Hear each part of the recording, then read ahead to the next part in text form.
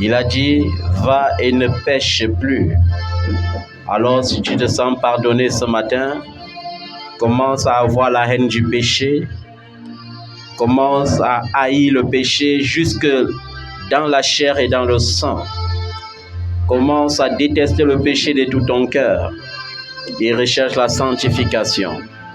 Car il est écrit, sans la sanctification, nul ne verra le Père. Alléluia. Si tu veux voir Jésus-Christ dans ta vie, commence à te détacher du péché. Commence à détester le péché et tu verras sa gloire. Amen. Déteste complètement le péché. L'adoration liée au péché n'est plus adoration. L'adoration liée au péché s'appelle malédiction. Une prière liée au péché s'appelle malédiction. Alléluia. Notre Dieu est saint. Il veut que nous soyons saints.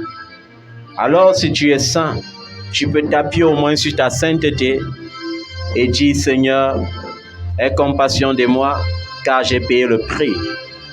Amen. Lorsque tu as payé le prix, le Seigneur te bénit. Alléluia. Mais lorsque le prix n'est pas payé, tu t'attends à quoi, bien-aimé? Il faut payer le prix. Il dit, celui qui a connu le véritable ne pêche plus. Celui qui a connu le véritable ne fait plus comment? Il ne pêche plus. Mais celui qui ne l'a pas connu, il adore le péché. Il trouve que c'est difficile de se séparer de la chair et des envies de la chair. Mais pour toi, bien-aimé, je crois que tu as cru et que c'est facile de te détacher du péché. Alléluia. Jésus a payé le prix. Et s'il a payé le prix, il suffit de marcher dans l'obéissance pour être béni. Nous voyons beaucoup les démons dans nos problèmes. Nous voyons beaucoup de sorciers dans nos problèmes. Mais parfois, ce n'est ni le démon ni le sorcier. C'est juste notre désobéissance. Alléluia. Le Seigneur dit que l'obéissance vaut mieux que le sacrifice. Il y a des enfants qui donnent beaucoup, qui œuvrent beaucoup, mais qui n'obéissent pas. Ils ont l'esprit de Saül. Vous savez, Saül pensait que pour vivre avec Jésus, il faut faire ce qu'on veut. Et après, il faut donner les veaux gras. Après, il faut faire beaucoup de sacrifices et ça va tout annuler. Mais Dieu lui a dit, la désobéissance est aussi coupable que la divination. Alléluia. Bien-aimé, parfois, n'avance pas seulement. Examine ta vie. Examine quoi? Ta vie. Lorsque nous voyons Éphésiens 6, quand on parle des armes spirituelles, il y a beaucoup d'éléments qu'on cite. Cela veut dire que s'il y a un seul élément qui manque, ne va pas au combat. Beaucoup partent au combat et ne sortent pas vainqueurs parce qu'ils n'ont pas la ceinture qui est la vérité. Alléluia. Ils ne marchent pas dans la vérité et ils veulent combattre le démon. Comment le démon ne doit pas te terrasser?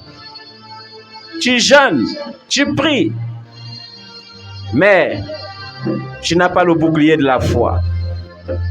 Comment ça sera possible d'avoir la victoire? C'est impossible, bien-aimé. Dieu veut que tu combattes avec les règles. Amen. Et lorsque tu sens que les armes ne sont pas réunies, autant mieux tu te couches, tu dors. Parce que lorsque tu te lèves la nuit pour t'attaquer aux démons, alors que tu sais toi-même que tu n'es pas dans la vérité, la foi ne suffit pas. Il faut la vérité comme ceinture. Amen. Il faut la justice comme cuirasse. Quand toi-même tu sens qu'il n'y a pas la justice, comment veux-tu posséder la porte de tes ennemis? C'est impossible. Amen. Amen. Citer la parole de Dieu, c'est vrai. Et c'est bien. Se connecter à la parole de Dieu, c'est même très bien. Mais marcher selon le principe de Dieu, c'est encore mieux. Est-ce que tu comprends ça, bien-aimé? Sans cela, tu vas passer toute ta vie à dire, Jésus a gagné la bataille. mais tu n'auras jamais de victoire. Vous savez, il est temps pour l'Église, surtout l'Église pentecôtiste, de se réveiller. Il est temps pour l'Église de se réveiller. Nous disons souvent Jésus est à la porte, mais nous disons comme si nous blaguons.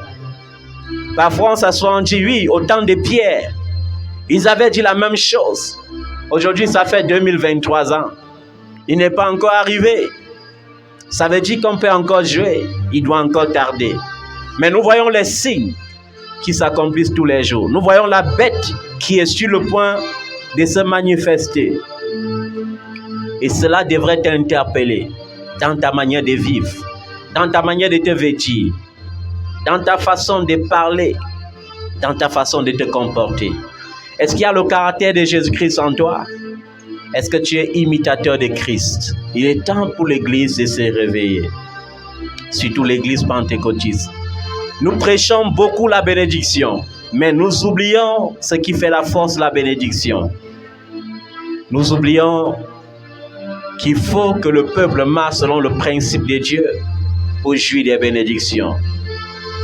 On a marre de dire reçois ton mariage, reçois ton travail, reçois ton voyage, reçois tes finances. On a marre déjà de ce genre d'évangile. Parce que sert-il à un homme de gagner le monde entier s'il perdait son âme? Est-ce que tu penses souvent à ça, bien-aimé? Est-ce que tu penses à ton âme? Il est temps que tu penses à ton âme. C'est facile de régner le Seigneur, comme Pierre l'avait fait 3 fois. Aujourd'hui, nous le régnons encore de notre façon.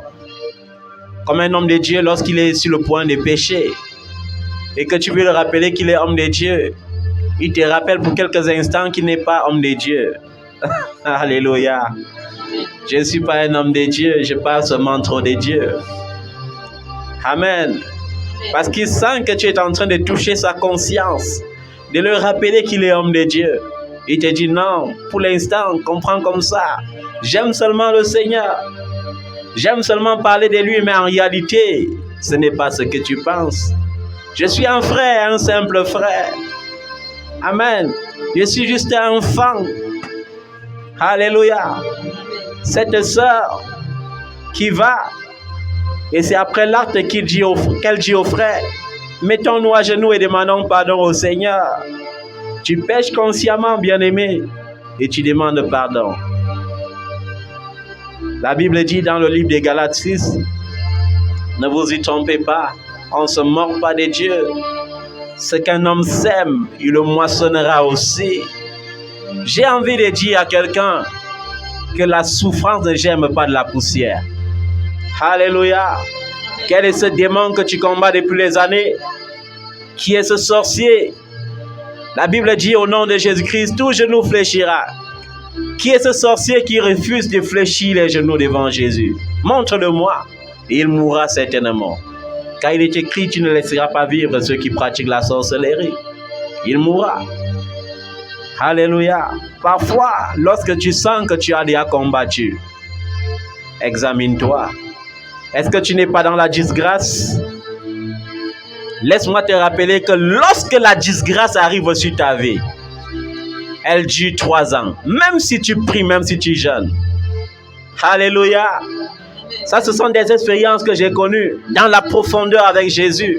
Quand la disgrâce arrive sur ta vie, même si tu jeûnes, même si tu pries, même si tu rencontres le plus grand bishop, le plus grand prophète, elle durera 3 ans. Est-ce que tu comprends ça?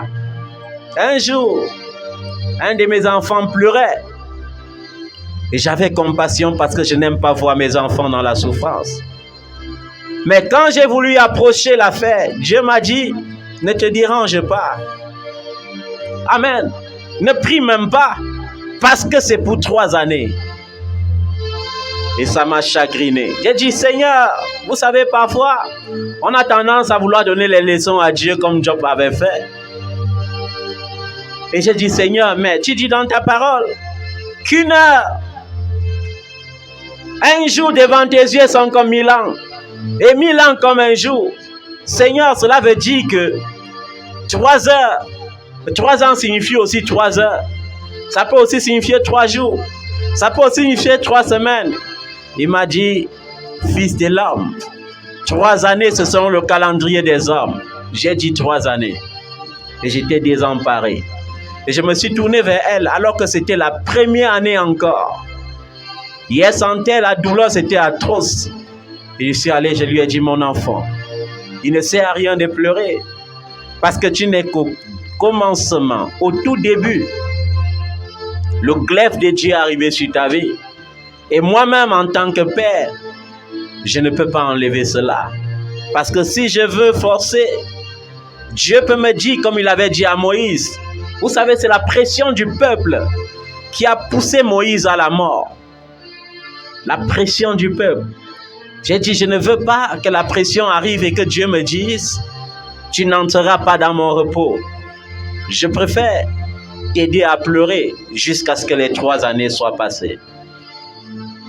Et si la sœur compte fidèlement, elle verra que c'est juste après 3 années qu'elle a commencé à avoir les bonnes nouvelles. Il ne pouvait pas avoir les bonnes nouvelles dans sa vie pendant ces 3 années. Ça allait être la médiocrité, les douleurs, les mauvaises nouvelles. C'est pourquoi, bien-aimé, il n'est pas bon de tomber dans la colère. Alléluia. Accorde-toi promptement avec ton Dieu pendant que le serviteur parle encore. Parce que quand c'est Dieu qui parle, il parle avec le fouet. Et le fouet de Dieu, c'est la verge. Il a une verge en fer. Et c'est avec cette verge en fer qu'il paie son troupeau.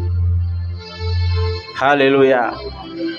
C'est pourquoi David, dans la révélation, avait dit, c'est une chose terrible que de tomber entre les mains du Dieu vivant. Parce que lorsque tu tombes dans sa main, il n'y a que 2 issues. Soit la mort, soit la vie. Alléluia. Je vais vous dire une chose. Pour avoir laissé les gens se prosterner devant moi,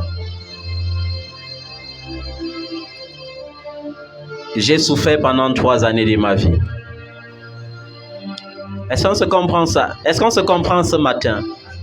Est-ce que quelqu'un comprend ça? J'ai dit, pour avoir laissé les gens se prosterner devant moi, j'ai souffert pendant 3 années de ma vie. Et c'était soit accepter ces 3 années de souffrance, soit mourir. Parce que lorsque tu voles la gloire de Dieu, tu dois mourir. Et ce sont des épisodes de ma vie que j'aime raconter aux chrétiens. Aux chrétiens qui, au lieu de placer leur confiance dans le Seigneur et dans le Saint-Esprit, au lieu de marcher dans l'obéissance au Saint-Esprit, marchent dans l'obéissance de l'arrogance et de la prétention de leur papa et de leur maman spirituelle. Il arrivera malheur à l'homme qui se confie en l'homme. Est-ce que se prosterner devant la gloire de Dieu est un péché? Ce n'est pas un péché. Mais Dieu m'a quand même puni. Et pendant toute une année, il m'a laissé. Vous savez, il y a certaines bénédictions que lorsque ça commence à arriver, ce n'est pas pour annoncer la joie. Parce que Dieu aussi, pour te frapper, est capable de t'aveugler avec les bénédictions. Il y a de cela presque, disons 20 ans en arrière. 20 ans en arrière, pour être précis, le Seigneur m'avait donné la grâce d'utiliser plusieurs dons à la fois. Et le don que j'utilisais le plus, c'était le don de la sagesse. Je parlais avec beaucoup de sagesse. Ce qui fait que ça touchait les personnes âgées. Vous savez, les personnes âgées incarnent la sagesse. Et les personnes âgées étaient très surprises parfois de trouver en moi une sagesse incompréhensible. Et non seulement j'utilisais le don de sagesse, mais j'utilisais beaucoup le don des paroles des connaissances. C'est-à-dire qu'un culte ne pouvait pas finir sans que le Seigneur ne dévoile dans la foule une cinquantaine de vies. Il mettait les vies à nu pendant le culte. Et il y avait le don des guérisons. Je ne pouvais pas finir un culte sans que les malades ne guérissent. Et parce que ça bouillonnait tellement en moi, après le culte, je prenais encore le groupe des jeunes. Le groupe des jeunes le plus dynamique à l'église évangélique à l'époque, c'était les UCJG. Je les prenais et on partait encore à l'hôpital. Et je commençais à la maternité jusqu'à l'hospitalisation. Et le Seigneur se glorifiait.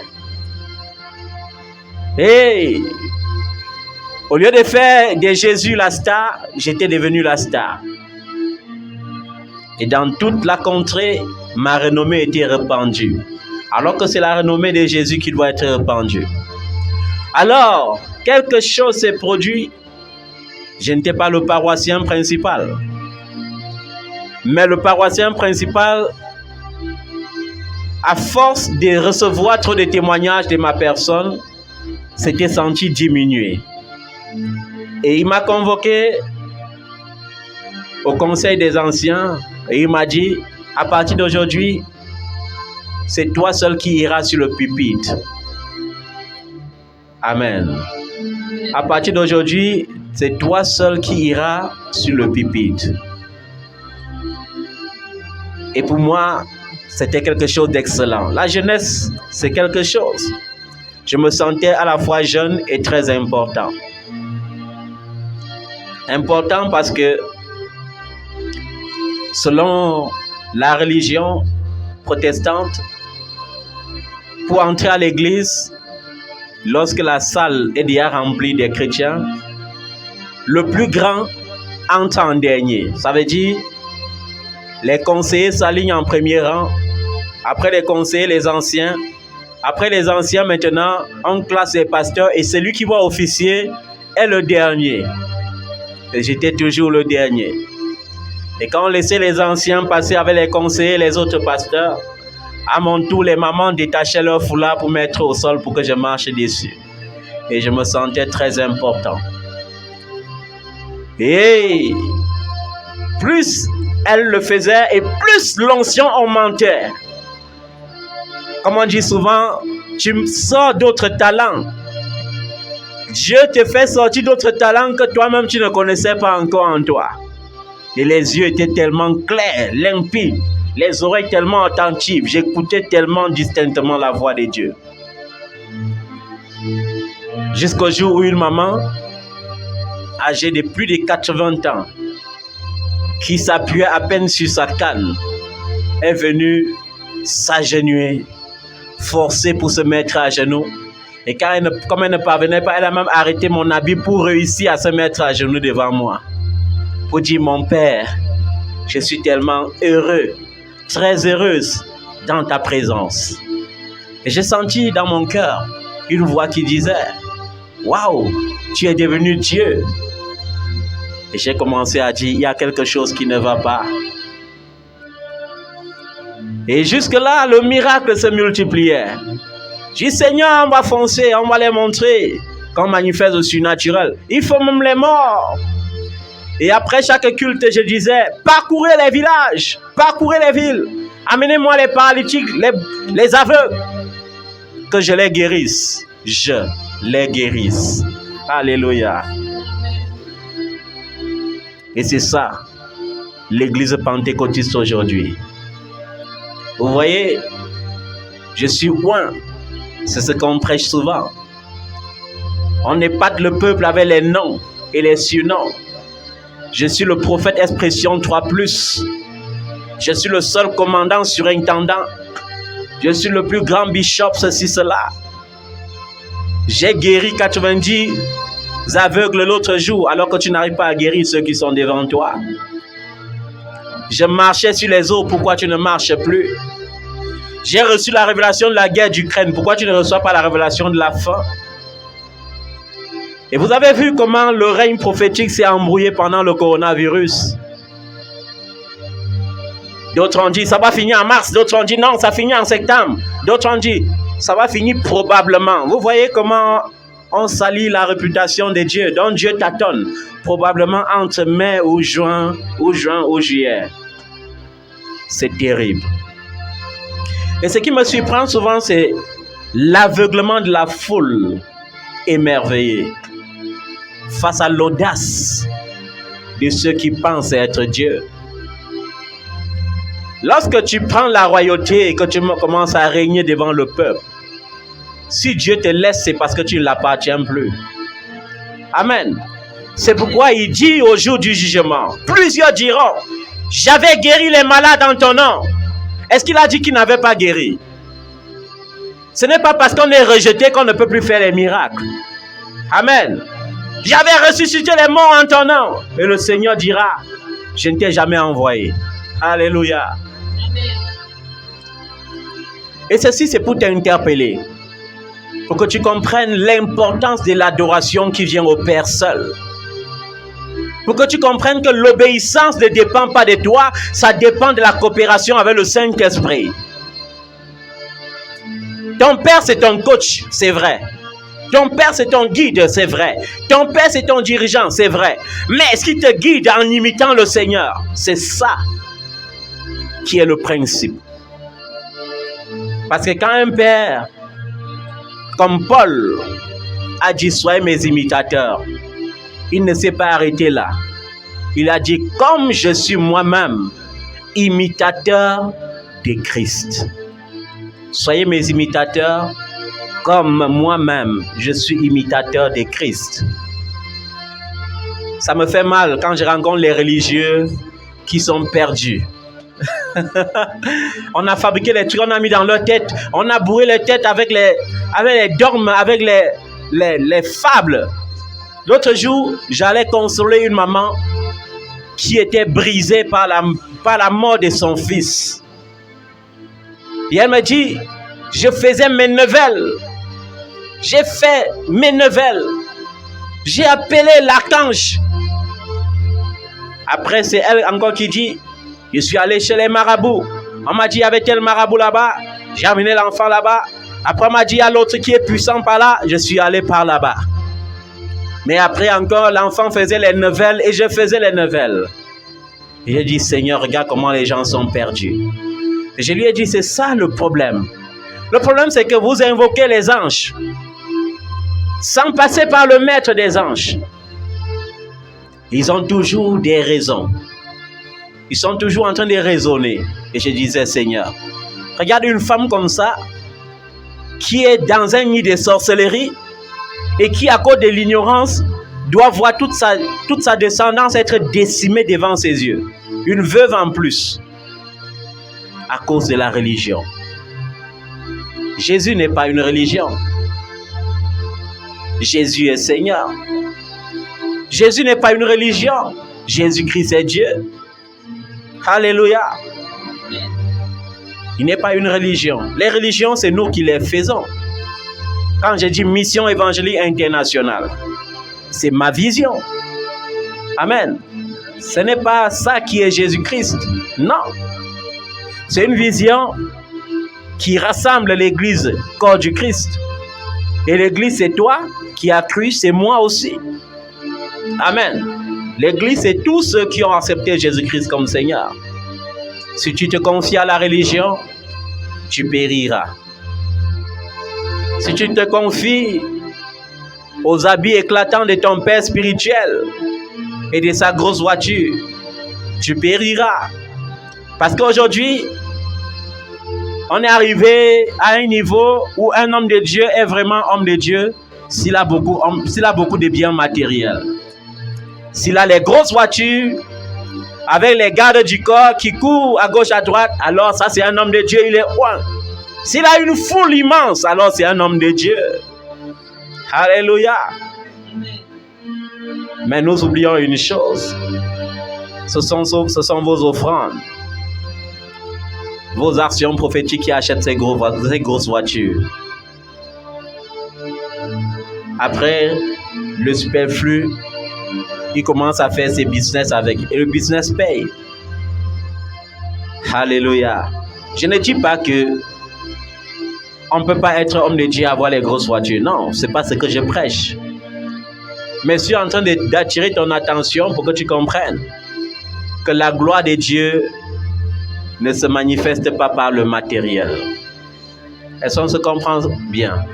Jean-Baptiste est défini dans la Bible comme le plus grand des prophètes.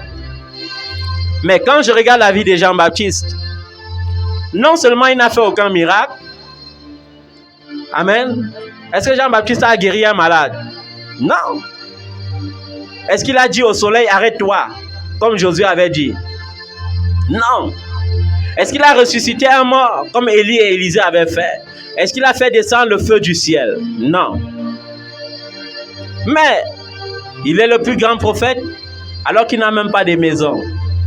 Il est le plus grand prophète alors qu'il n'avait pas 2 habits. Il est le plus grand prophète alors qu'il ne pouvait pas boire le bon vin. La Bible dit, il habitait au bord du torrent du Jourdain. Il se nourrissait avec des sauterelles sauvages et du miel. C'était ça sa nourriture. Et les hommes n'ont pas manqué quoi dire. On a dit c'est parce qu'il est possédé. Jésus-Christ est venu. Il buvait du bon vin. Il mangeait la bonne bouffe. On a dit c'est un ami des païens. Vous voyez, il est pire que Jean-Baptiste. C'est un ami des païens. Il boit même le vin. Le jour du jeûne, le jour du sabbat, il mange avec ses disciples. C'est un voyou. Alléluia. Les hommes auront toujours à dire. Lorsque le prophète Simon était à la montagne et qu'il jeûnait terriblement et que son physique subissait, on disait regardez-le. On va toujours dire que ça c'est un homme de Dieu. Vous voyez comment il est tout maigre. Alléluia. Aujourd'hui, il prend un peu de poids. Vous voyez, leur secte paye déjà. Il a le ventre. Vous voyez, ils sont toujours comme ça. Hein? Prophète Simon n'a pas de compte bancaire avec les centaines de millions. Mais il y a les gens qui disent il est milliardaire, il cache. Je ne refuse pas le milliard. Alléluia. Amen. Parce que Dieu m'a destiné à cela. Peu importe le temps que ça prend, ça arrivera. Je vous ai dit, ma part de V8 sera encore plus perfectionnée. C'est pour cela que ça tarde. Est-ce qu'on comprend? Ça tarde parce que ça attend la nouvelle technologie. Ça tarde parce que ça attend la dernière technologie. Alléluia. Il faut être à la page. Alléluia. Lorsque tu es pressé, tu n'es pas à la page. Lorsque tu marches avec le Seigneur, tu es à la page parce que le Seigneur n'est jamais en retard. Ma bénédiction ne dépend pas de mon âge. Est-ce qu'on comprend ça? Ta bénédiction ne dépend pas de ton âge. Ça dépend de la grâce. La Bible dit seule la bénédiction qui vient de l'Éternel enrichit. Il a fait suivre d'aucun chagrin. Les gens qui cherchent le raccourci sont chagrinés par la suite. Amen.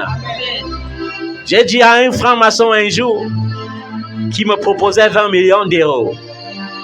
Je lui ai dit, tu me dis que votre Dieu est riche et tu me proposes 20 millions d'euros à moi qui a les projets des milliards d'euros. Mais ça veut dire que vous êtes pauvre dans votre royaume. Il était étonné parce que ce sont des gens qui font des enquêtes. Ils arrivent dans ta vie toujours dans les périodes où tout est dur. Il dit, mais celui-là, il n'a pas de compte bancaire, il n'a pas de virement, je le propose 20 millions d'euros. Il me dit que nous sommes pauvres. Non, non, non. Ça veut dire que quelque chose ne va pas.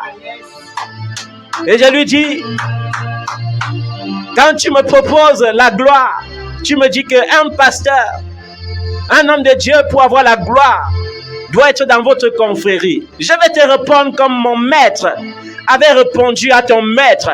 Est-ce que tu connais Jésus-Christ? Il dit, je connais. J'ai dit, voilà ce qu'il avait dit à ton maître. Tu adoreras le Seigneur, ton Dieu, et tu le serviras lui seul. Est-ce que tu me comprends? Il ne savait plus quoi dire. J'ai dit, tu dois te prosterner et adorer Jésus-Christ. Il était obligé de fuir. Est-ce qu'on se comprend? Mais toi, on va venir t'épater avec 20 millions d'euros. Toi, on vient t'épater avec 1 million. Tu dis, papa, c'est parce que j'avais les problèmes. Je voulais payer mon loyer. Je voulais acheter les nouveaux habits. C'est pourquoi lorsque l'homme là m'a proposé 1 million, je suis allé me livrer. Tu t'es alors livré, il t'a donné 1 million. Tu sais qu'il a pris combien sur toi? Tu sais qu'il a pris quoi sur toi? Tu sais qu'il a déposé quoi sur toi? Après demain maintenant, tout va mal. Je n'arrive pas à me marier. Je n'arrive pas à faire ceci. Je n'arrive pas. C'est très difficile de se séparer du monde. Mais ça vaut la peine de se séparer du monde. Un enfant est venu me voir un jour. Et je lui ai dit, ces hommes qui te donnent les millions chaque mois, prennent les millions dans tes milliards pour te donner. Et si tu t'amuses, à la fin, tu vas te retrouver à 40 ans, sans mari et sans enfant. Et tu vas te rendre compte que tu es malheureuse. J'ai dit, tu es riche, mais tu ne connais pas le trafic des destinées. C'est pourquoi je vous ai dit, apprenez à vos jeunes enfants, à vos jeunes filles et fils, l'importance de conserver sa virginité. Parce que le jour où tu perds ta virginité, c'est une alliance de sang que tu fais. Mais tu sais que tu l'as fait avec qui? Tu as échangé les hôtels. Peut-être ta famille même déjà, ça ne va pas. Tu peux encore échanger avec quelqu'un dont les fondements sont encore plus terribles que les tiens. Après, rien ne va. Vous devez les apprendre cela. C'est pourquoi en Israël, la virginité était sacrée. Alléluia. Aujourd'hui, nous sommes tellement légers. Et à cause de notre légèreté, nous devenons grand-père ou grand-mère avant le temps. Nous sommes seulement contents. Hein? La vérité, c'est que les enfants ne sont pas un sujet de tristesse. Dans la Bible, dans le livre des Psaumes 127, au verset 3, la Bible révèle les enfants comme étant un don de l'Éternel, une récompense. Et si on va plus loin en arrière, on te dit même que les fils de la jeunesse sont comme des lions. Alléluia. Mais est-ce que cela veut dire qu'il faut faire les fils de la jeunesse n'importe comment? Non. Ne tordons pas le sens des Écritures. Alléluia. Je veux que tu te tiennes sur tes pieds.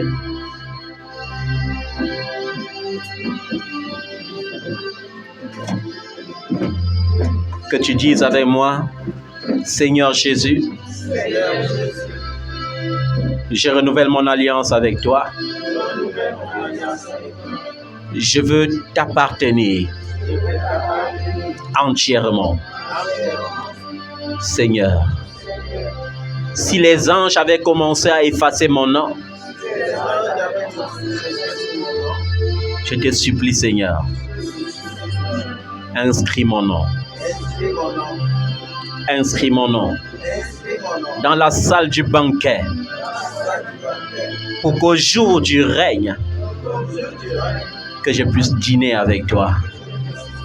Seigneur Jésus, je reconnais mes faiblesses. Ça n'a pas toujours été ça. Mais je veux reconquérir l'amour premier avec toi. T'aimer comme au premier jour. Te servir avec zèle et fidélité. Chercher ta face. T'obéir. Toi seul connais le nombre de fois où j'ai attristé le Saint-Esprit par mes agissements, par ma désobéissance, par ma colère, par mon indignité, par l'impureté, par l'impudicité, par les pensées impures, par les paroles déshonnêtes. Seigneur, pardonne-moi. Pardonne-moi.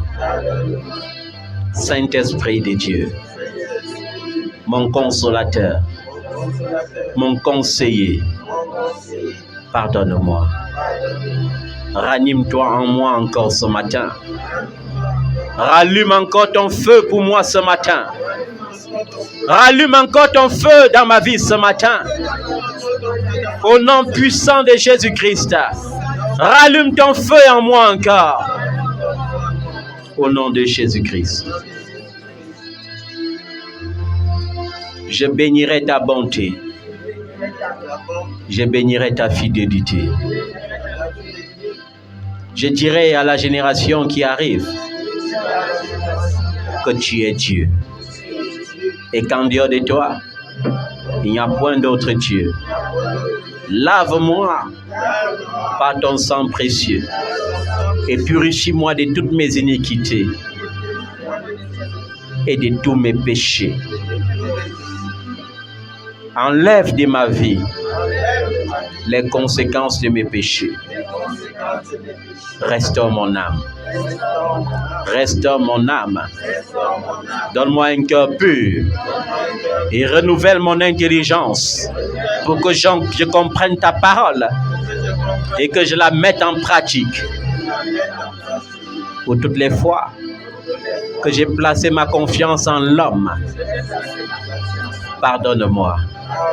Je veux placer mon entière confiance sur le Saint-Esprit. Esprit de Dieu, j'ai besoin de toi. Esprit de Dieu, nous avons besoin de toi. Saint-Esprit, Esprit de feu, nous avons besoin de toi. Brûle dans nos corps ce matin. Brûle dans nos pensées. Brûle dans nos cœurs. Brûle en nous ce matin. Manifeste ta gloire. Laisse ta puissance nous transformer.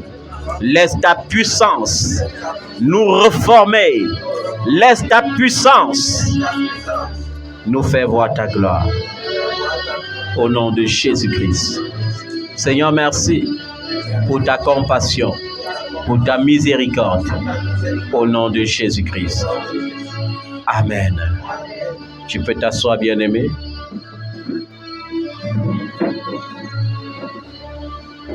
Nous avons besoin de comprendre quelque chose de nouveau aujourd'hui. Pourquoi le diable triomphe souvent? Parce que le chrétien n'est pas rassuré. Alléluia. Le Seigneur te dit aujourd'hui, mon fils, ma fille, sois rassuré. Sois comment? Rassuré. Le manque d'assurance, c'est y a l'échec. Je veux toujours rappeler à quelqu'un que Job avait reçu en un seul jour plusieurs mauvaises nouvelles. Et on ne parle pas des mauvaises nouvelles, le gars qui ne donne pas l'AVC. On parle des pires nouvelles. Il avait 10 enfants. On vient l'annoncer que tous les 10 sont morts, il n'y a même pas un rescapé. Alléluia. Il n'a pas fini de digérer cela. On dit qu'il a perdu tous ses biens. Mais Job est resté rassuré. Il n'a pas commencé à pleurer avant d'adorer. Il a adoré avant de pleurer. Le problème des enfants de Dieu, c'est qu'ils pleurent d'abord. Et lorsque tu pleures, il n'y a plus d'adoration possible. Lorsque tu pleures, il n'y a plus de prière possible. Prie d'abord et ensuite pleure. Adore d'abord et ensuite pleure. Parce que lorsque tu adores, lorsqu'il y a les problèmes, tu prouves à Satan qu'il a perdu la bataille. Mais lorsque tu pleures d'abord, tu l'invites à triompher sur ta vie. Est-ce que tu comprends ça? Et ce sont des révélations que l'Église devrait connaître. Alléluia. Tu dois être rassuré. L'assurance dans la foi signifie que tu as confiance totale en Dieu. Et la Bible dit qu'il paye pour délivrer ceux qui ont confiance en lui. La Bible dit, il est le rémunérateur de ceux qui le cherchent. Rémunérer quelqu'un signifie le payer. Est-ce qu'on comprend ça? Comment est-ce que Dieu veut te payer? En essuyant tes larmes. Comment est-ce que Dieu veut te payer? En te guérissant de toutes tes maladies. Comment est-ce que Dieu veut te payer? En te délivrant de toutes tes blessures. Alléluia. En te délivrant de toutes tes infirmités. Comment est-ce que Dieu veut te payer? En te faisant sortir du célibat au mariage. Alléluia. En te faisant sortir de la boue pour te faire asseoir à la table avec les grands. C'est ça le salaire que Dieu veut te donner. Mais est-ce que tu es rassuré?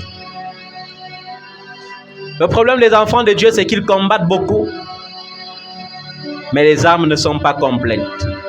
Quand les armes ne sont pas complètes, c'est l'échec total. C'est pourquoi après les combats, les choses deviennent encore plus pires dans leur vie. Rassure-toi que tu as tout, le salut. Alléluia. Le salut d'abord. Est-ce que tu es sauvé? Alléluia. Ça ne suffit pas. Rassure-toi que tu as la parole. Est-ce que tu connais la parole? Est-ce que tu connais il est écrit? Alléluia. Rassure-toi que tu marches dans la vérité. Est-ce que tu marches dans la vérité? Rassure-toi que tu es juste et que tu marches dans la justice. Alléluia. Rassure-toi que tu es un bon évangéliste. Est-ce que tu parles de Jésus aux autres? Est-ce que tu parles de Jésus aux autres? Rassure-toi par-dessus tout cela que tu as la foi. Voilà les armes qu'il faut réunir avant de prétendre combattre. Sans cela, tu vas combattre. Le diable doit te frapper à tout moment. Et tu vas commencer à accuser les sorciers partout.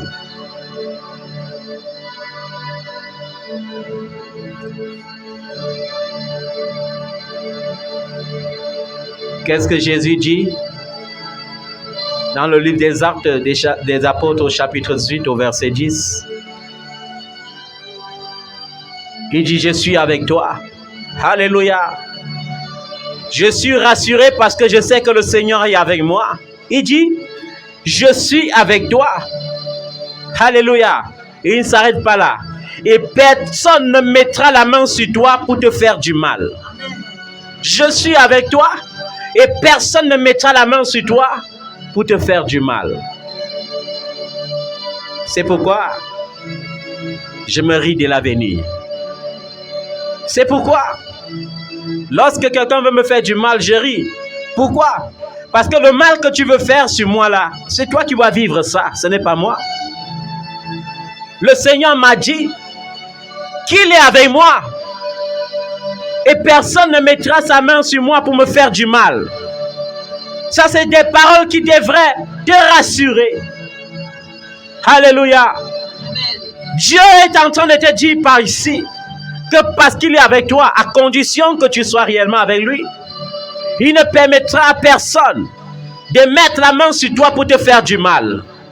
Ça veut dire que tu as ici une protection optimale. Non pas seulement dans le spirituel, mais également dans le physique. Alléluia. Jésus avait cette protection.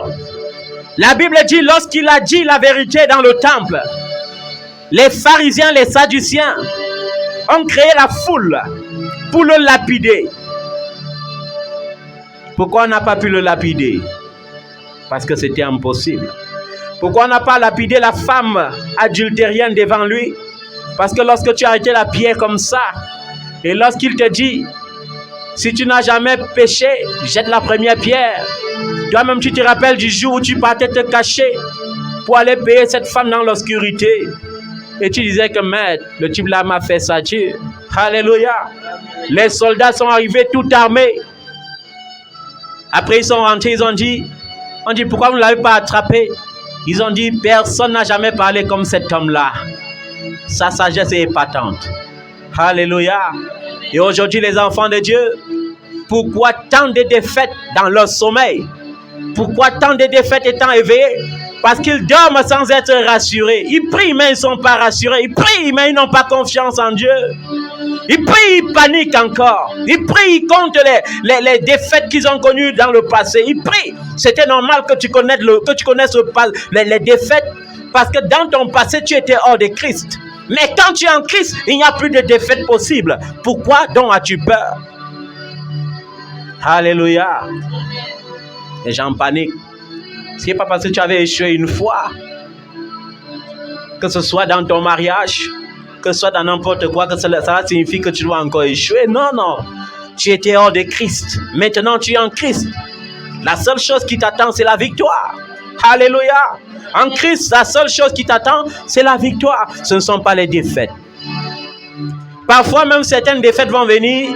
Tu vas croire que c'est une défaite, alors que Dieu veut passer par cette défaite pour t'élever dans une gloire que tu ne peux pas imaginer. C'est pourquoi tu ne dois pas pleurer les défaites. Tu dois apprendre à rendre grâce à Dieu pour tout ce qui t'arrive. Alléluia. Il y a les jours où lorsqu'on parle des mamans et qu'on mentionne ma maman, la tristesse veut venir. J'ai envie de dire au Seigneur, mais Dieu, il y avait telle personne dans le coma. J'ai prié, tu l'as fait sortir de là. Il y a l'autre qu'on avait dit même mort. J'ai invoqué ton nom, tu l'as ramené. Mais pourquoi est-ce que quand j'ai prié pour ma maman, tu m'as dit non? Cesse de pleurer, cesse de prier, je vais la prendre. Toute jeune. Oh Seigneur, pourquoi tu m'as fait ça? Pourquoi tu n'as pas permis qu'elle voie au moins mon premier fils? Après, il dit, Seigneur, je ne veux pas être incrédule. Parce que tout ce que tu fais est excellemment bon. Alléluia. Il y a des choses que lorsque Dieu arrache entre tes mains, c'est pour mettre plus d'amour en toi. Est-ce que tu comprends ça? Il y a des jours où nous, les hommes de Dieu, on est obligé de passer par des scènes. Je me rappelle une fois, votre mère allait enfanter. On m'a appelé, on a parlé de césarienne. J'ai dit, mais Seigneur, est-ce que tu entends même ça? On dit césarienne, mais est-ce que ça, c'est impossible quand même? Et j'ai dit à Dieu, je veux te rencontrer à la montagne. Nous allons nous confronter. Si après 1 heure de confrontation, tu me donnes une raison valable, on laisse faire. Et comme je n'étais pas présent physiquement, j'ai dit, dites au médecin de laisser 1 heure de temps. Et vous savez, l'ennemi, c'est quelqu'un qui presse. On veut que tu aies peur. On dit, mais non, on te dit qu'il faut faire ça maintenant. Et je dis, non, ce n'est pas votre femme, c'est ma femme. Donc laissez, même si c'est n'importe quoi qui va arriver, j'assume. Alléluia. Je suis allé à la montagne. Je me suis prosterné devant le Seigneur. Mais j'étais tellement rassuré. Seigneur, je te rends grâce. Mais Seigneur, est-ce que tu entends ce qu'on dit? On parle de césarienne. Est-ce que tu te rappelles de la femme là? Elle partait au bloc. On m'a appelé. J'ai parlé seulement. Je ne l'ai même pas vu. J'ai parlé. Et l'enfant est sorti par voix basse. Il dit oui, je me souviens. Je dis mais... Il se souvient des nombres de fois où il y a eu des accouchements difficiles. Et j'ai été là. Et tu as permis qu'on enfante par voix basse. Il dit oui, je me souviens. Et c'est quoi le problème? Je lui réponds. Mais on me dit que ta servante va accoucher par césarienne. Il me dit, qui a dit? J'ai dit le docteur. Il dit, le docteur c'est qui? Le docteur c'est qui? Est-ce que je t'ai dit ça? Et j'ai commencé à dire, Seigneur, je te rends grâce parce que tu es vrai. Alléluia. Et lorsque j'ai fini, mon téléphone a sonné. Félicitations. Elle vient d'enfanter un fils par voix basse. Alléluia. Et le diable ne s'arrête pas là. Je vais vous dire une chose. Quand le Saint-Esprit te demande de manifester la patience, c'est parce qu'on sait que l'ennemi est patient. Que signifie rôder? Rôder veut dire guetter de temps en temps pour voir si tu as affaibli. Amen. Le diable, tu dois dire, j'envoie le feu, il encaisse le feu, il se repose. Même 2 jours, même 1 mois, il revient. Amen. Le diable a dit, il ne manque pas d'assurance cet homme. Mais je vais encore le piquer. On m'appelle, l'enfant chauffe. Je dis, il fait comment? On dit, il chauffe. Seigneur, je te rends grâce. Parce que ça, c'est la présence de Dieu. La présence de Dieu, c'est le feu. Et on dit, mais cet homme est fou. Je dis, oui, je suis fou de Jésus. Saint-Esprit, tu es le feu qui chauffe, qu'il chauffe. Après, il va se refroidir. On dit, mais il chauffe. Je dis que non, laissez, il va chauffer, il va se refroidir. Le lendemain, il chauffe encore. Non, non, ne vous inquiétez pas. Il va se refroidir.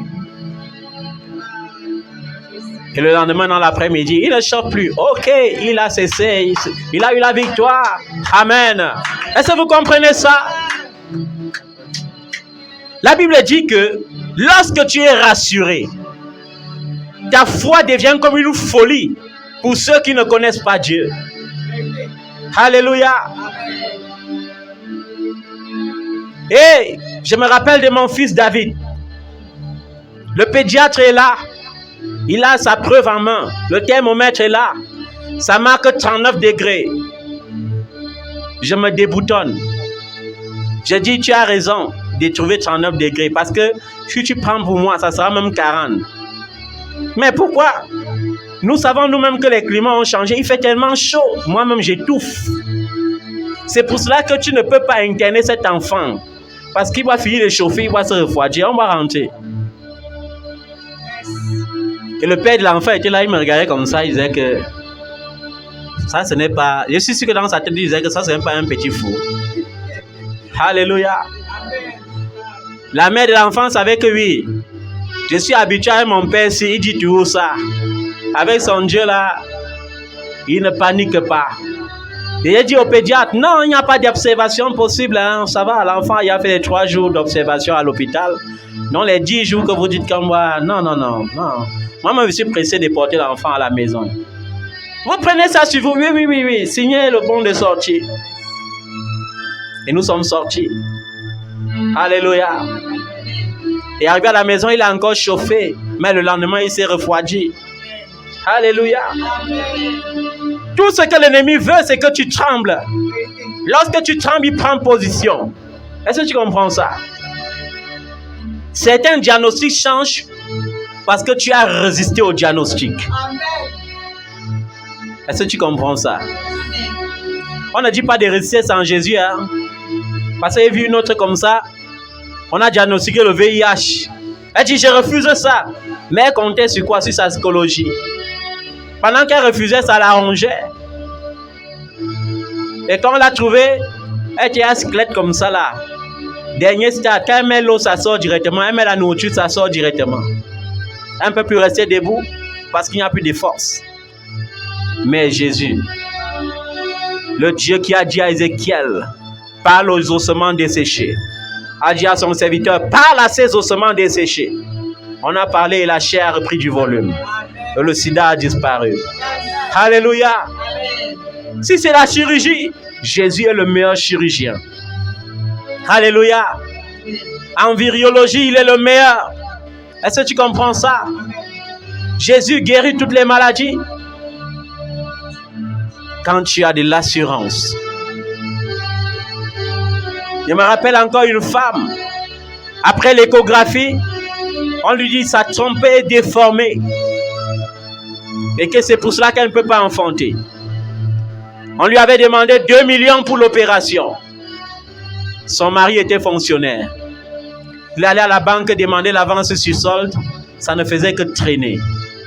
Pourquoi ça traînait? Parce que Dieu voulait qu'il y ait la rencontre. Mais il ne connaissait pas. Hier matin, je suis allé dans son quartier pour délivrer un enfant. Il est arrivé, sa femme était assise aussi. Parce que sa femme était la copine de la maman de l'enfant qu'il fallait délivrer. Et quand elle a fini de voir la délivrance, elle dit, homme de Dieu, je peux vous voir, et c'est ça souvent. Quand on me dit, homme de Dieu, je peux vous voir, j'essaie de dire qu'il y a quelque chose. Alléluia. Homme de Dieu, est-ce que vous pouvez venir chez moi? J'ai dit, mais je ne venais pas, je venais pour cette mission. J'ai dit, ouais, homme de Dieu, comme vous êtes déjà là, non, la maison est juste là à côté. Et quand je suis parti dans sa maison, elle a sorti seulement l'échographie. Elle a dit, mieux je parle, la bouche n'est plus suffisante pour parler. Mieux je te montre les échographies. Et quand j'ai regardé les échographies, j'ai vu la conclusion. J'ai dit, oui, et ton mari n'a pas l'argent. Mon mari, depuis qu'il dépose les dossiers à la banque ne fait que renvoyer. Je dis, ok, est-ce que tu crois que Jésus-Christ est le meilleur chirurgien? Elle dit, je crois. Elle dit, ok, on va faire quelque chose. On va faire ce qu'Abraham avait fait. Hein? Est-ce que tu es prête à préparer la nourriture et à recevoir 3 hommes de Dieu chez toi? Elle dit, je suis prête, j'ai la foi. Waouh! Elle dit, ça c'est merveilleux. L'opération là va se faire. Tu veux faire ça quand? Non, demain. Je dis, hey, je voulais que tu donnes même le temps que j'appelle même les hommes de Dieu. Non, demain, appelle-les. Alléluia. La foi. Et j'ai appelé 2 hommes de Dieu remarquables. J'ai dit, venez vous joindre à moi. Aujourd'hui, nous sommes les hommes de Dieu. Allons comme les anges. Visiter un couple là-bas à Vorbeti. Ils sont venus me chercher à leur voiture et nous sommes partis. Et elle avait parlé de ça à son mari. Et son mari est resté à la maison pour nous attendre. Parfois, tu veux résoudre un problème, alors que Dieu veut passer par toi pour résoudre le problème dans ta maison. Alléluia. Et quand nous sommes arrivés, dès que j'ai vu son mari, j'ai vu que c'était un fan des grands prophètes. J'ai dit, mais depuis tu es allé à Bakassi, tu es rentré. On a donné les galons aux autres, on ne t'a pas donné. Et maintenant, le colonel ne fait que te punir à tout moment. Va directement dans ta chambre. Tu ramasses les cailloux que tu étais allé acheter chez tel prophète-là. Tu viens me donner. N'oublie pas le livre que tu avais aussi acheté avec elle. Il dit, waouh. Parce qu'on lui avait vendu les cailloux, on lui a dit, le caillou c'est pour détruire les Goliaths. Lorsque tu vas prendre le caillou pour aller au travail, même avec ton petit galon de sergent, si tu rencontres le général, c'est le général qui va rester au garde-boue. Mais il a acheté ses problèmes sans savoir. Chaque fois qu'il mettait les pieds au camp avec les cailloux dans son camouflet, on le mettait à genoux. On le disait, rampe là-bas. On lui disait, reste sous le soleil là pendant 2 heures de temps. Et quand il partait voir le prophète disait, c'est pas que tu as acheté un seul caillou, achète d'autres. Il avait donc acheté 5. Vous voyez comment les enfants sont? Ils ne se fient pas à la parole. Ils se fient aux actions des marabouts. Et c'était ça son problème. On a récupéré les cailloux et le livre. Et j'ai dit, non, ne t'inquiète pas, il va rentrer avec, c'est un peu ton problème. Mais demain, quand tu vas arriver au camp, tu verras que ta vie a réellement changé. Et cette dame avait préparé la nourriture comme si elle recevait 1000 invités. Et on a tellement ri parce que où était le ventre pour manger? À l'époque, nous gênions au moins 5 fois par semaine. L'estomac ne pouvait pas avaler plus de 2 bananes. On a dit que bon, ta foi t'a payé. On va quand même manger le peu qu'on peut manger. Tu vas inviter tous tes voisins et voisines, ils vont venir fêter ta guérison. Parce que là, tu es même déjà guéri. Alléluia. Et après, on s'est levé, le cœur joyeux pour prier pour elle. Et comme on savait que son mari était militaire et comme elle était potelée, on a demandé à son mari de venir l'arrêter. Curieusement, quand j'impose les mains sur la femme, c'est le mari qui tombe. Hey Seigneur, il y a quoi? Celui qui vient pour soutenir tombe comme ça pour qu'on fasse comment? J'ai dit attendez d'abord. Et quand je suis allé poser la main sur le mari, j'ai senti le VIH dans son sang. Et j'ai dit Seigneur, purifie son sang maintenant. Qu'il reçoive la transfusion du sang de Jésus-Christ. et que tout virus dans son sang périsse. Alléluia. On a prié pour la femme. Comme c'était le week-end, lundi, première heure, elle était à l'hôpital chez son médecin. Le médecin dit, mais tu tardes beaucoup avec l'opération. Elle dit, mon mari attend tout l'argent, mais fais quand même d'abord encore l'échographie. Il refait l'échographie et il crie. Il dit, mais je suis en train de t'attendre pour t'opérer et tu peux voir quelqu'un d'autre qui t'opère comment? Elle dit, mais qui m'a opéré? Il dit, mais tes trompes là, ce n'est plus déformé, c'est devenu normal comment? Qui a alors opéré? Elle dit, il y a 3 hommes de Dieu qui sont venus chez moi et Jésus a fait le reste. Est-ce que le médecin connaît Jésus? Alléluia! Et son mari qui vivait à le VIH et qui cachait à sa femme est allé aussi au CERAC le même jour. Et le docteur crie et dit, mais ça c'est quel genre de miracle? Comment ton taux de C4 s'est totalement amélioré? Tu as pris encore quel médicament en dehors de ce que nous on te donne? Il y a certains hommes qui sont venus chez moi, ils m'ont imposé les mains. Alléluia. Et je reste le soir, mon téléphone sonne. Papa, je veux te voir. J'ai dit, mais tu veux me voir pourquoi? Il sait que ta femme est guérie. Non, il y a autre chose que tu ne connais pas. Viens, je veux te voir. Et j'ai dit, non, je ne peux pas aller ceci seul. J'ai pris un de mes fils, il n'est pas là ce matin, Clovis, parce qu'il était du quartier. Et je lui ai dit, allons ensemble. Et quand nous sommes partis, sa femme porte l'échographie, elle commence à danser. Mais après, elle commence à pleurer. Ma fille, tu pleures encore pourquoi? C'est toujours la guérison là. Parce que mon mari, s'il est mauvais, peut-être j'ai le sida. J'ai dit, tu as le sida comment? Mais il vivait avec moi comme ça depuis 5 ans avec le sida. Il ne me dit pas. C'est aujourd'hui maintenant que vous êtes venu prier pour lui, il est guéri, qui vient maintenant porter tous les trucs qui freinaient. Il vient mettre devant moi alors qu'on est dans la même maison. J'ai dit, hein mon ami, donc tu avais le sida? Oui, et qu'est-ce qui s'est passé? Quand je suis tombé hier là, j'ai entendu seulement le sang, je n'ai pas compris ce qui s'est passé. Mais le lendemain là, quand je suis allé à l'hôpital, je me suis rendu compte que je suis guéri. 5 années. Alléluia. J'ai dit, mais Seigneur, tu fais des choses, hein? Tu donnes double dans un foyer comme ça. Et il dit, ma fille, rassure-toi, tu n'es pas contaminée, tu n'as pas le sida. Alléluia. Sois rassuré. Peu importe les combats, peu importe les défis, sois rassuré. Est-ce que tu comprends ça? Il faut être rassuré. Et c'est ce jour que j'ai compris que Jésus guérit tout. En réalité, il guérit tout. Il n'a même pas besoin que tu jeûnes pour ça. Parfois, il n'a même pas besoin de tes actions prophétiques ou bien de tes semences. Dieu ne change pas le miracle contre les dons. Est-ce que cet homme nous avait donné quelque chose? Non, il ne savait même pas. Il venait soutenir sa femme. Amen. Mais Dieu l'a guéri. Parce que les deux forment une seule chair. Amen. Dans Isaïe 54, au verset 14, qu'est-ce qu'il dit? Il dit, tu seras affermi par la justice. Tu seras affermi par quoi? La justice. Chrétien, sois juste. Marche dans la justice. Alléluia.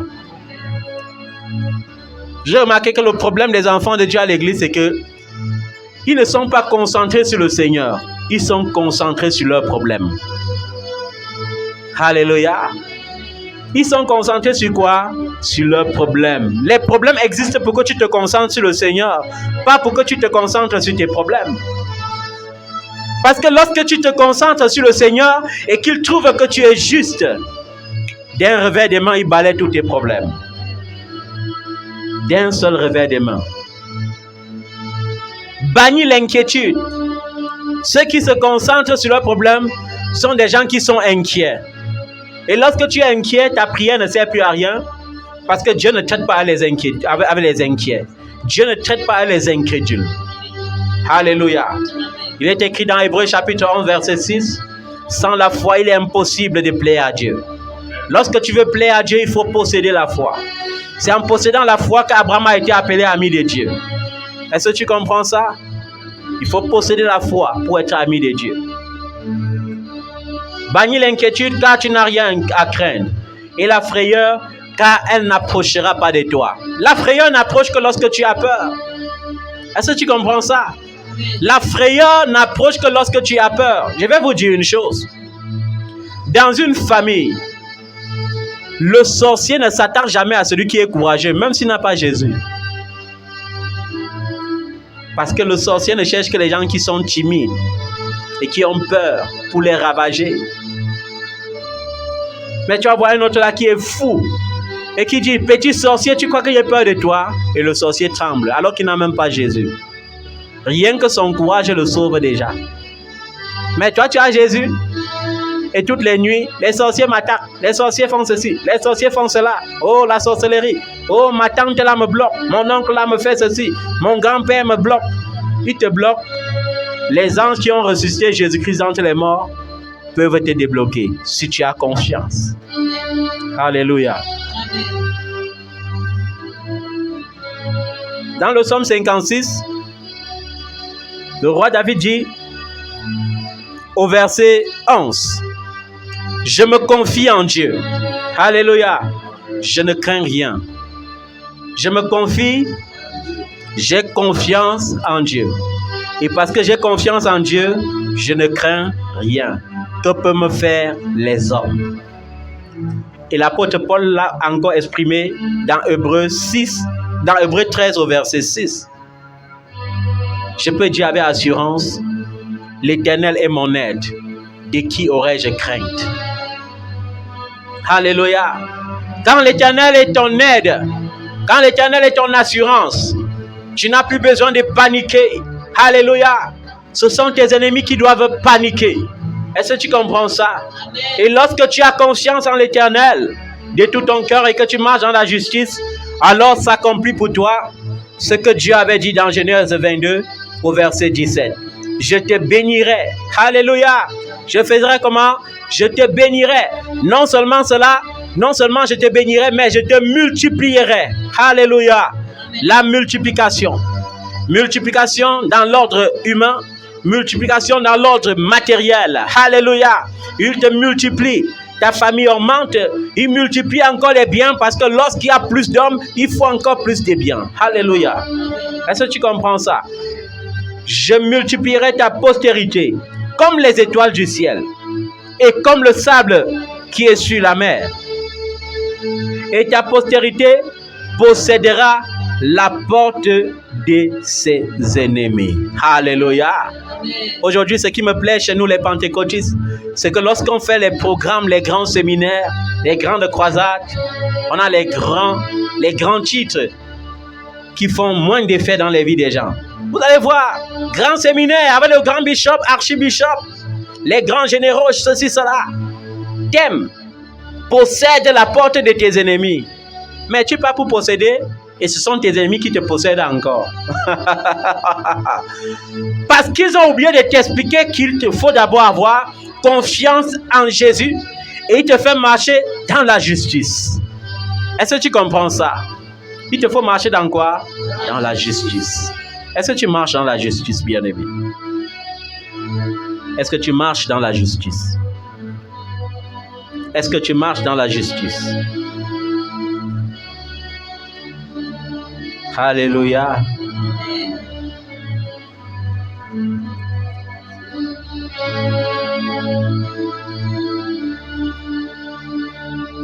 Te louer, j'ai soif de te louer,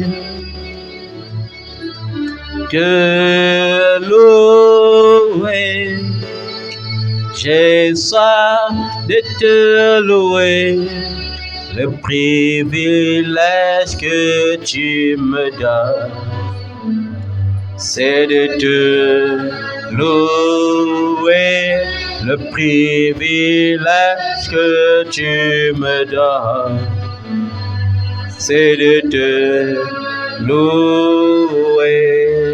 Alléluia. Comme je te disais, le Seigneur te dit de prendre toutes les armes de Dieu afin de pouvoir résister dans le jour mauvais et de tenir ferme après avoir tout surmonté. On te dit, qu'après avoir tout surmonté, il faut encore tenir ferme. Alléluia. Parce que lorsque tu as la victoire et que tu dors, l'ennemi te ravit ta victoire. Est-ce que tu comprends ça? Une victoire doit appeler une autre victoire. Et pour qu'une victoire appelle une autre victoire, il faut que tu tiennes ferme. Alléluia.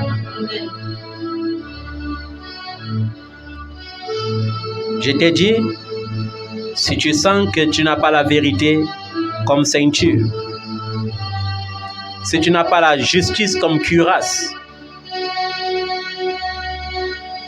si tu n'as pas le zèle pour annoncer l'évangile des paix, si tu n'as pas le bouclier de la foi, alors ne tente pas de te lever pour combattre. Si tu n'as pas le salut comme casque, qui est l'épée de l'Esprit de Dieu, c'est-à-dire la parole de Dieu, ne te lève pas pour combattre. Alléluia. Et si tu ne connais pas faire en tout temps, par l'Esprit, toutes sortes de prières et de supplications, en veillant avec une entière persévérance, en priant aussi pour les saints, il faut savoir que tu ne dois pas attaquer Satan. Le problème, c'est que les gens jeûnent, ils prient, mais ils oublient que chaque victoire spirituelle est liée au principe de Dieu. Il y a des situations qui vont arriver qui ne nécessitent pas le jeûne. Ça nécessite seulement la connaissance. Ça veut dire qu'il faut parler à ce problème en utilisant le « il est écrit ». Alléluia. Il y a aussi des situations qui vont nécessiter le jeûne avant le « il est écrit ». Mais avant tout, il faut que tu réunisses toutes les armes avant de combattre. Lorsque tu te lèves pour jeûner, sans avoir toutes les armes de Dieu, tu dois jeûner et à la fin du jeûne, tu auras plus de problèmes. Alléluia. Et il y a des gens qui ont pris pour arme de Dieu l'onction de leur père spirituel. Ça ne peut pas te sauver. Ça ne peut pas faire quoi? Ma grâce peut te couvrir dans certaines situations. Mais dans les situations où toi-même tu peux avec tes péchés pour attaquer l'ennemi, l'ennemi va te détruire. Est-ce que tu comprends ça?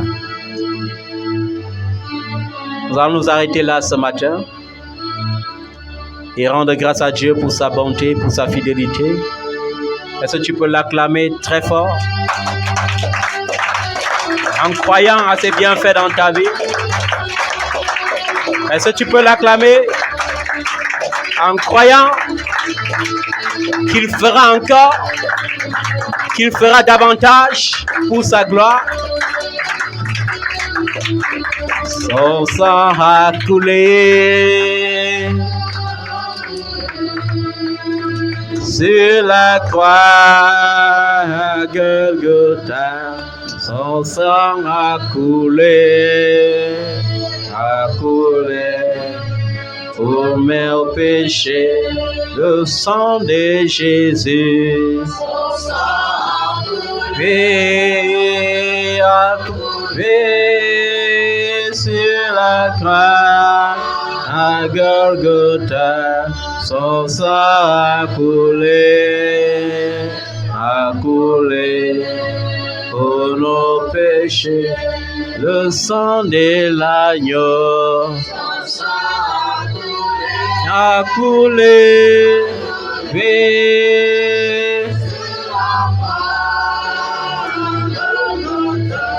son sang a coulé pour nos péchés, le sang de Jésus. Son sang a coulé, oui, à Golgotha. Son sang a coulé pour nos péchés. Seigneur, Nous te donnons gloire dans le nom de Jésus. Enseigne-nous l'intégrité. Enseigne-nous la justice. Donne-nous de garder la foi en toutes circonstances. Et de croire, Seigneur, que tout plan de l'ennemi contre nous se retournera à l'ennemi lui-même.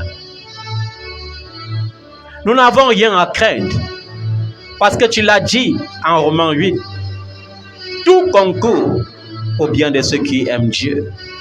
De ceux qui ont été appelés selon son dessein. Tout concourira à notre bien. Au nom de Jésus-Christ. Même lorsque l'ennemi s'approchera, c'est l'esprit de l'ennemi, c'est l'esprit de l'Éternel qui le mettra en chute parce que Dieu ne change pas. Et parce que j'ai confiance en Dieu, je viens proclamer dans ta vie maintenant la guérison divine. Je viens proclamer la guérison divine dans ta vie. Je viens proclamer la santé divine dans ta vie. Je viens proclamer le changement des statuts au nom puissant de Jésus-Christ de Nazareth. Que ton statut change maintenant. Que ce qu'on cherchait dans ta vie sans voir, qu'on commence à voir la gloire de Dieu dans ta vie. Qu'on commence à voir la gloire de Dieu dans la vie de tes enfants. Au nom puissant de Jésus-Christ de Nazareth. Que le sang de Jésus-Christ localise ton propre sang ce matin. Et que ton sang soit purifié de toute maladie, de toute infirmité. Au nom puissant de Jésus-Christ de Nazareth. Louange, honneur, gloire, célébration à celui qui nous a aimés, à celui qui est avec nous lorsque tout le monde est contre nous. À Jésus-Christ seul soit la gloire, maintenant et à perpétuité. Amen. Saisis ton offrande, nous allons rendre grâce à Dieu.